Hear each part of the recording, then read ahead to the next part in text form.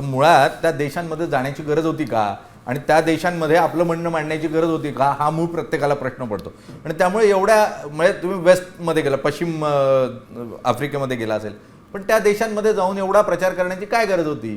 हा प्रश्न सगळ्यांना पडला, आम्हाला देखील पडला होता. बरं, आम्ही UAE पर्यंत तर ठीक होतं, कारण की आता UAEमध्ये तर पूर्ण जगाचं लक्ष UAEवरती आहे. पण त्यानंतर वेस्ट आफ्रिकाचे देश आहे, DR कॉंगो म्हणजे डेमोक्रॅटिक रिपब्लिक ऑफ कॉंगो. ते नाव जेवढं मोठं आहे तेवढाच तो देश पण आफ्रिकेमध्ये साऊथ आफ्रिकेनंतरचा सगळ्यात मोठा सियरा लिओन आहे, लायबेरिया आहे. आणि इकडचं वैशिष्ट्य काय आहे की इकडे स्वतःचं सिव्हिल वॉर चालू आहे या सगळ्या देशांमध्ये.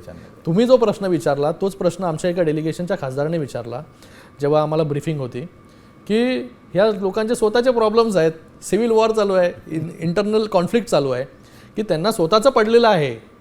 ते आम्ही जेव्हा जाणार तेव्हा त्यांना भारतामध्ये काय चालू आहे ह्याच्याशी काय घेणं देणं असणार. पण हे जे देश सिलेक्ट केले होते हे देश UNSC खूप महत्त्वाचा घटक आहे. UN सिक्युरिटी काउन्सिलमध्ये आपण UAE बघितलं किंवा सियरा लिओन बघितलं, हे दोन्ही जे आहेत हे OIC मध्ये आहेत, म्हणजे ऑर्गनायझेशन ऑफ इस्लामिक कोऑपरेशन.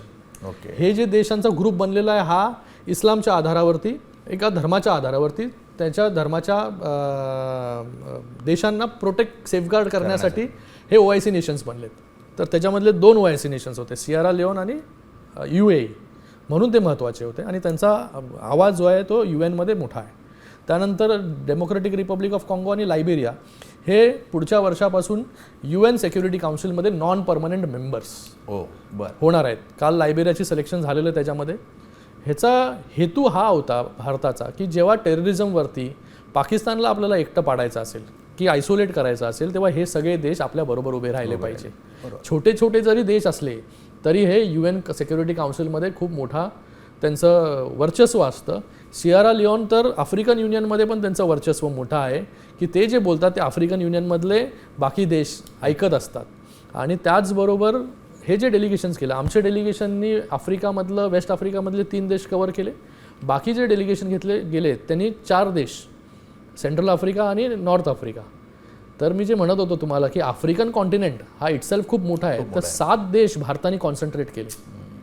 तर एक एक छोटा देश असो मोठा देश असो पण याचा आयसोलेट करण्यासाठी खूप महत्त्वाचं आहे. अगदी. पण मग UN मध्ये याचा आपल्याला काय फायदा होईल, कशा स्वरूपामध्ये UN मध्ये आपल्याला यांची मदत मिळेल? OIC नेशन्स तुम्हाला मी सांगितलं की हे मुस्लिम नेशन्स आहेत आणि पाकिस्तान नेहमी काय करायचा की यांच्या शरणमध्ये जायचा.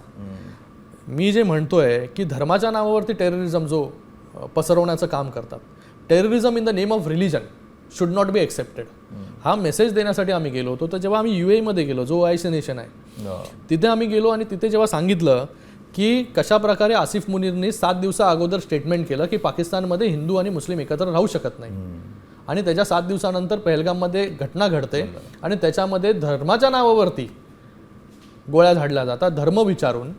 तर अशा परिस्थितीमध्ये जेव्हा OIC नेशन्समध्ये जेव्हा पाकिस्तान पण आहे तेव्हा तो तुमच्याकडे येईल, तेव्हा ह्या सगळ्या गोष्टी त्यांना कळल्या पाहिजे. म्हणून आम्ही UAE आणि सियरा लिओनमध्ये गेलो. आम्ही तिथे थेट प्रश्न मांडला, थेट सांगितलं की पाकिस्तान इतके वर्ष धर्माच्या नावावरती टेररिझमला पोसण्याचं काम, पसरवण्याचं काम करत आलेलं आहे, कारण की त्याला रिजनल इन्स्टेबिलिटी भारतामध्ये करायची आहे. भारत ज्या प्रकारे प्रोग्रेस करतोय, ज्या प्रकारे भारतामध्ये मेजॉरिटी आणि मायनॉरिटी दोन्ही एकत्र राहत आहेत, पण मायनॉरिटी हिंदूची परिस्थिती पाकिस्तानमध्ये काय आहे ह्याचा देखील विचार त्यांनी केला पाहिजे की कशा प्रकारे हिंदूंवरती ॲट्रॉसिटी करण्याचं काम पाकिस्तानमध्ये झालं. आम्ही त्यांना सांगितलं की जेव्हापासून देश स्वतंत्र झाला पाकिस्तान आणि भारत, तेव्हापासून मायनॉरिटी हिंदूजची पॉप्युलेशन परिस्थिती पाकिस्तानमध्ये काय आहे आणि हिंदुस्थानामध्ये मायनॉरिटी मुस्लिमची पॉप्युलेशन काय आहे. मी तुम्हाला फक्त एक उदाहरण देतो, एक नंबर सांगतो की काय परिस्थिती आहे, कशा प्रकारे आपला देश जो आहे हा सगळ्या रिलिजन कम्युनिटीला घेऊन चालतो.